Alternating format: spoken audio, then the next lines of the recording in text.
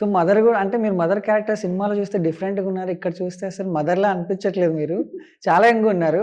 అంటే ఫస్ట్ మీకు mother character ఆ ఆలోచన ఎలా వచ్చింది? మదర్ క్యారెక్టర్ చేయాలన్న ఆలోచన? అంటే ఇప్పుడు క్యారెక్టర్ ఆర్టిస్ట్ అంటే ఇంకేముంటాయండి లేడీస్‌కి. హ్మ్. అక్క, వదిన, పిన్ని, అమ్మ ఇవే ఉంటాయి.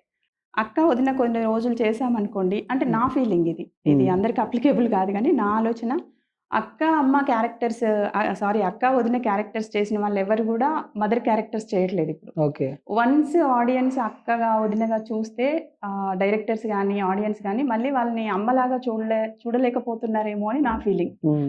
సో, నేను అందుకే డైరెక్ట్ అటాకే అమ్మ క్యారెక్టర్‌లతో చేశాననమాట.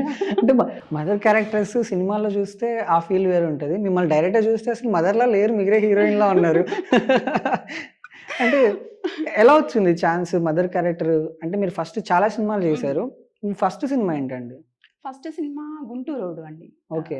మంచు మనోజ్ గారిది. ఓహ్! అందులో జస్ట్ ఒక చిన్న డైలాగ్ ఉంటుందంతే. హ్మ్. ఒక రిలేటివ్ లాగా హ్మ్. ఒక గెస్ట్ రోల్ చిన్న డైలాగ్ ఉంటుందంటే, అక్కడి నుంచి స్టార్ట్ అయింది. హ్మ్. ఆ తర్వాత ఒక 4, 5 మూవీస్ చేసిన తర్వాత సీరియల్‌లో అవకాశం వచ్చింది ఈటీవీలో.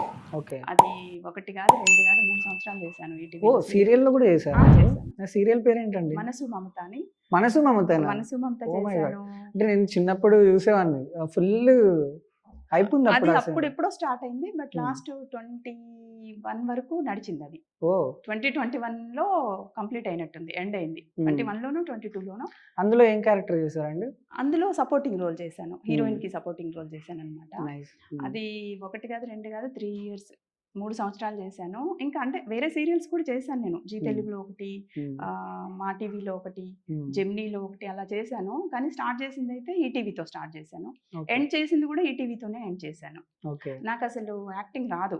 ఓహ్! సినిమాల్లోకొచ్చినప్పుడు నాకు యాక్టింగ్ ఆలంటారు కదా! అవి కూడా తెలీదు. హ్మ్. కానీ ఒక 4, 5 మూవీస్ నార్మల్‌గా చిన్న చిన్న రోల్స్ చేసిన తర్వాత హ్మ్.